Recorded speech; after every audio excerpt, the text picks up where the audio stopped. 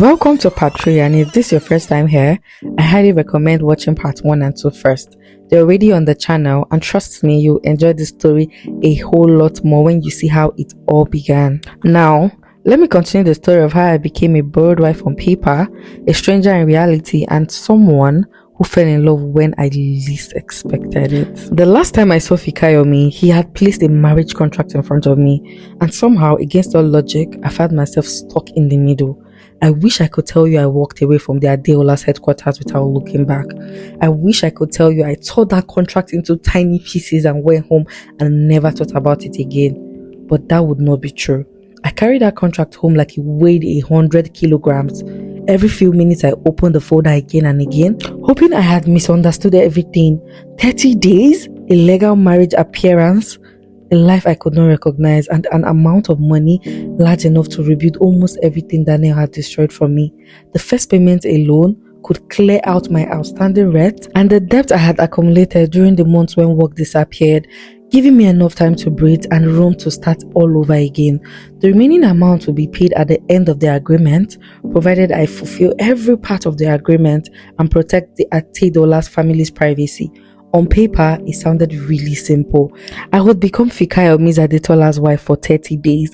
I would live in his family home, attend a few careful selected events, appear affectionate whenever his mother was present, and avoid doing anything that could create suspicion. There would be no intimacy, no emotional expectations, no interference in each other's personal lives. And at the end of 30 days, the marriage will quietly be dissolved and both of us will return to the lives we all had before. That contract made it sound like a performance. Perhaps that was why he had chosen an actress. But even as I read the words repeatedly, I could not convince myself that this was just another role. There were roles a person could remove with makeup, wipes and warm water, and there were characters that disappeared the moment a director called the final take. Marriage was different, even a temporal one. That night, sleep refused to come. I lay beneath Amaka's soft sheets, staring into the darkness while every possibility played over and over again in my mind. I imagined what would happen if the agreement became public. I imagined seeing my face on gossip blogs beside the headlines written by strange people who knew nothing about me. I imagined my parents hearing that their daughter had married a man they had never met. I imagined Daniel discovering it and twisting the truth into another weapon. More than anything, I imagined losing myself again. I had spent too many years allowing another person to decide what I wore, what I spoke, which opportunities I had to accept, and how small I needed to become a project for his ego. Leaving Daniel had cost me almost everything, but staying had cost me more. The thought of entering into another man's life, even temporarily, made something inside me tighten. Then another thought quietly found its way into my heart. What exactly was left for me to protect? My career had almost disappeared, brands had stopped calling, auditions had become silent. Producers who once praised me for professionalism now advised me that I should take a break and even avoided me as if my name had carried a disease. People who had begged me to appear in their campaigns suddenly started acting as though they had never known me before. Daniel had made sure of all of that. He had called directors, he had spread stories, he had convinced people that I was difficult and unstable. By the time I had found the courage to leave him, he had already rewritten my whole reputation. I had believed that talent would eventually speak for me. Instead, silence swallowed everything. The more I thought about the contract, the less it felt like a strange proposal and had more become to resemble a door. A dangerous door perhaps, but it was still a door. By morning, I was no longer thinking about becoming someone's fake wife. I was thinking about survival. Amara listened patiently as I explained everything from the beginning. I told her about seeing Fikayomi at the supermarket, about the unexpected invitation to his office, and about the moment he placed the contract right in front of me. At first, she laughed. Not because it was funny, but because it sounded like something straight out of one of the dramatic films I had always auditioned for. The more she read through the contract, the quieter she became. She examined every page carefully, occasionally returning to the earlier sections to compare the words. Nothing felt inappropriate. Nothing suggested that I would be treated like a property. There were pages dedicated to my privacy, security, financial compensation, and personal freedom. There were clearly restrictions preventing Fikayomi from controlling my career or accessing my personal account. There were clauses protecting me from unwanted physical contact. There was also a provision allowing me to terminate the arrangement immediately if I felt unsafe. It felt like a marriage proposal and more like two professionals entering a highly unusual business agreement. Still, it was marriage and also a business. At least it was supposed to be. Amara reminded me that I had every right to refuse. She also reminded me that opportunities sometimes arrive wearing very strange clothes. She did not push me towards either decision. That was one thing I loved about her. She has never tried to live my life for me. She simply helped me near my own thoughts and helped me understand it clearly. The decision was mine, nobody else's. I had spent the rest of the morning moving around the apartment without accomplishing anything. I opened my wardrobe, then I closed it. I picked up my phone and started Fikoyomi's name, but stopped before typing the first letter. I already knew enough about him to understand the difference between our words. He belonged to magazine covers, financial reports, and rooms where decisions over what billions were made. I belonged to the auditions where people forgot my name before I even reached the parking lot. Perhaps knowing more will only make me afraid. By early afternoon, I dressed slowly. I chose a cream blazer dress. That was most of the dresses I had because I love cream. And the white silk blouse tailored with a bread trouser. Nothing too dramatic, nothing that suggested I was trying to impress him. I styled my hair in a soft wave, applied light makeup, and placed the contract inside my handbag. Amara watched me from the doorway. There was concern in her eyes, but also pride. She knew how difficult it was for me to choose anything without first wondering how it might affect everyone else. The first time I was making a decision for myself, even if I was not certain yet it was the right one. The drive to Victoria Island felt longer than usual. Lagos moved around its familiar chaos. Horns competed with street vendors. Motorcycles slipped through impossible spaces. People crossed busy roads with confidence of those who made the peace with danger. Everyone looked normal, yet it felt like though I was traveling towards the end of my whole life. Almost for an hour, I stood outside the Adeyomi's group headquarters. People in exclusive suits walked past me without even paying attention. Luxury cars pulled in and out of the compound. Executives hurried towards meeting. Life continued as though my entire future was not hanging inside the folder that pressed against my chest. Twice, I turned towards the gate as though I was ready to leave. Twice, I stopped. Eventually, I became tired of arguing with myself. I walked back inside. This time, my steps felt steadier. The receptionist recognized me immediately and contacted the executive floor. A few minutes later, Fikayomi's assistant appeared. She welcomed me with a polite smile, almost as though she had expected me to return. There was no surprise in her expression, no curiosity, only quiet professionalism. As the elevator climbed, I watched the floor numbers change and tried to control my breathing. By the time the door opened, my palms were already damp. Fikayomi was standing beside the windows when I entered his office. He looked exactly the way I remembered. Calm, composed, impossible to read. There was no excitement on his face, no desperation, only quiet patience. He gestured towards the chairs across from his desk and waited until I was seated. For several moments, neither of us spoke. The city stretched behind him through the floor-to-ceiling windows, bright and distant. From that height, Lagos looked so peaceful. It was almost convincing. He asked whether I had received the arrangement properly and whether I had reviewed it. I confirmed that I had, and he wanted to know whether there were any sections that I wished to change. That surprised me. Some part of me had expected the contract to be final, another reminder that powerful men rarely negotiate with women like me. Instead, he gave room to questioning everything. I asked about my parents. The contract required some of us to present the marriage as genuine, but I could not imagine lying to my family without preparation. Fikayomi explained that the public announcement would be limited and there will be no elaborate wedding. The legal ceremony would take place privately, attended only by his lawyer, 2 witnesses, and a representative from the marriage registry. His mother would be told that we had quietly chosen a ceremony because we wanted to protect her health and avoid unnecessary public attention, and that my parents did not need to be informed immediately unless I wanted them to be. That thought brought relief and guilt in an equal measure. I asked why the arrangement had to last for 30 days, and he explained that his mother's doctors had warned the family that her condition was deteriorating. She had become increasingly distressed by the thought of leaving him alone. She wanted to see him settled before her health declined further. A month? He believed that would be enough to give her peace without trapping either of us indefinitely.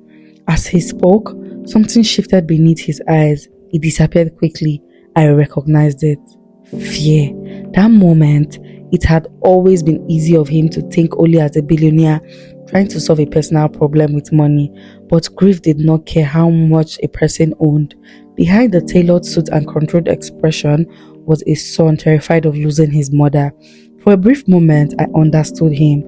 I asked why he had chosen me, and he did not pretend that fate had brought us together. He admitted that my profession made me more suitable for the arrangement, and that was not the only reason. He remembered the way I listened to him during our first meeting without demanding explanations. He had noticed that I did not recognize him immediately and had treated him like an ordinary person. He believed I understood what it meant to carry pain privately. Most importantly, he believed I needed the arrangement enough to take it seriously. That honesty should have offended me. Instead, I appreciated it. He was not pretending to rescue me. He was not trying to convince me that this was a gift. He needed something from me and was willing to pay fairly for it. I needed something from him too. Neither of us was innocent in the agreement. That made it easier to breathe. We reviewed the boundaries again. We would have separate bedrooms. My movement would not be restricted, though security would accompany me wherever was necessary. I would continue attending auditions and accepting acting jobs, provided that it did not interfere with the few family commitments listed in the schedule. He would not ask me questions about my past. I would not ask questions about his private lives. We would be respectful in public and distant in private. No jealousy, no possessiveness, no expectation beyond the contract.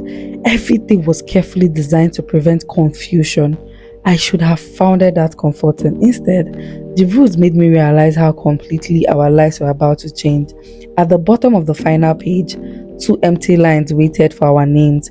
Fikayomi never tried to convince me. He only simply waited for my decision. Somehow, that made the room feel less suffocating. I looked down at the contract one final time before lifting my eyes to meet his. In that moment, something unexpected happened. For the first time since Daniel walked out of my life, someone was not looking at me with pity. Fikayomi was not pretending to be my hero. He was not promising to repair everything that had been broken. He simply needed my help. And strangely enough, I needed his too. I picked up the pen, my hand shook slightly, and then I brought it towards the paper. For a final second, I thought about walking away. Then I remembered all the mornings I had woken up afraid of checking my account balance. I remembered the unpaid bills hidden inside my handbag. I remembered every audition I had lost because of Daniel and had never reached any producer. I remembered the woman I had once been before him, confident, ambitious, unapologetically about wanting so much more in life.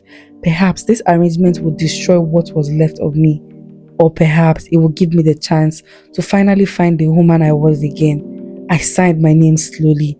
Sade Balogun. The ink settled against the paper as though it had just renewed the course of my life. Fikayomi took the contract, studied it, and then added his own just below mine.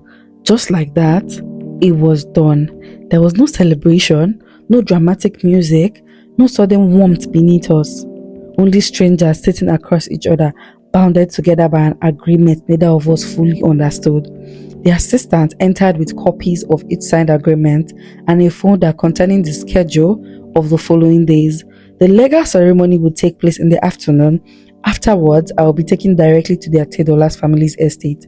A stylist would arrive at Amara's apartment that evening, take my measurements, and select something appropriate for the registry. Securities will arrive the following morning to collect my belongings, everything that had already been prepared. The speed of it left me dizzy. I had spent almost 2 days deciding whether to enter this agreement. Fikayomi's word had prepared for my arrival before I even said yes.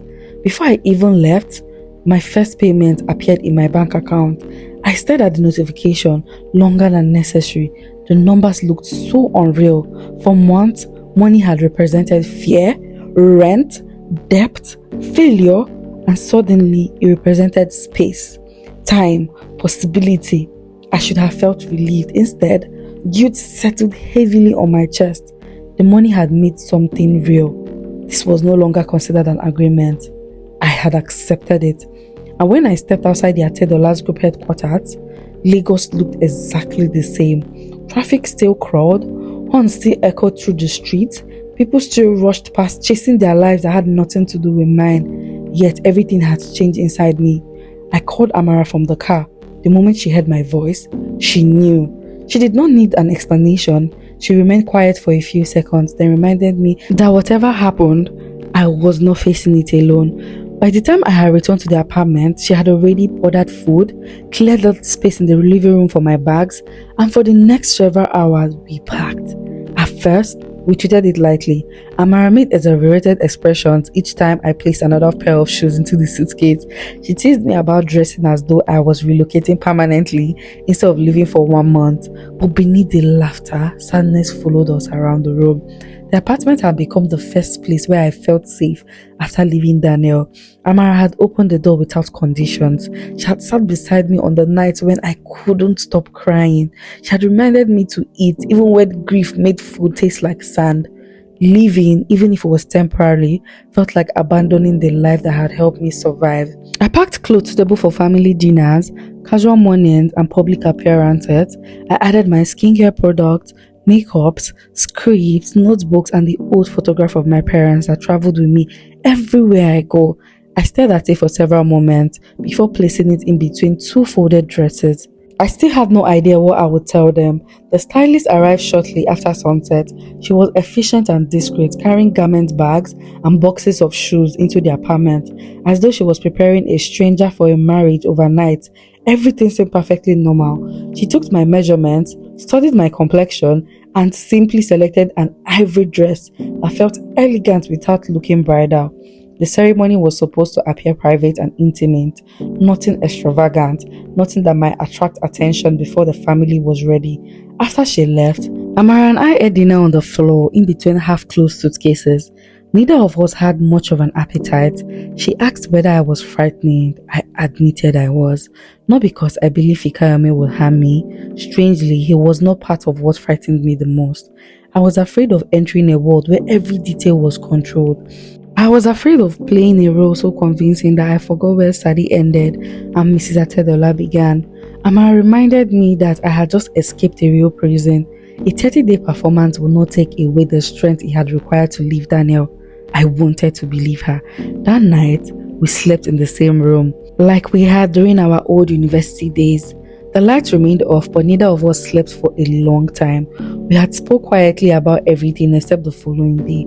Old classmates, embarrassing auditions, the time we had traveled across Lagos for a concert only to discover the tickets were fake. Memories filled the darkness, creating a bridge between the women. Memories filled the darkness, creating a bridge between the women we had been and the uncertain future waiting for me. Eventually, Amara's breath became slow and steady. I remained awake. My registry dress hung from the wardrobe door. In the faint moonlight, it almost looked white, almost bridal. I imagined myself standing beside Hikayome. I imagined signing another set of documents. I imagined returning with him to a house I had never seen. 30 days.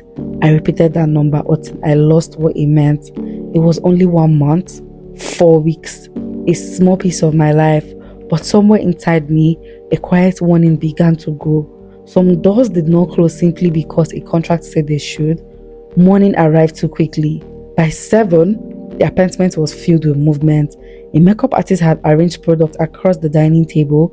The stylist had seamlessly arranged my dress. Amara had moved between the rooms, checking everything twice, using those activities to hide her emotions. I noticed. I sat before the mirror while strangers prepared everything for me to become a wife. The reflection stared back at me was beautiful. It was calm and almost convincing. But beneath the careful applied makeup was a woman wondering whether she had just made the bravest decision of her life or the most foolish one. At exactly 9, A black SUV stopped outside the apartment building. 2 security officers stepped out. A second vehicle followed me behind my luggage. For a moment, nobody moved. The room became painfully silent. Amma reached out for my hands. She did not tell me everything will be fine. She knew better than to make promises neither of us could guarantee. She simply reminded me that I would come home. No matter how large the Otadelo's mansion was, no matter how powerful the family became, no matter the name the world called me, this apartment will remain mine. I hugged her tightly. Then I picked up my handbag and walked towards the door. Each step felt like goodbye to the apartment, to the woman I had become, and to the simple life I had complained about, even without realizing how much freedom it contained. Outside, the chauffeur opened the door for me. I paused before entering the vehicle. The morning sun reflected against its dark windows, hiding everything inside. By this time tomorrow, the world might know me as Fikayomi Adetola's wife. But as I lowered myself into the back seat and watched Amara grow smaller through the window, only one thought followed me. 30 days. All I had to do was survive these 30 days.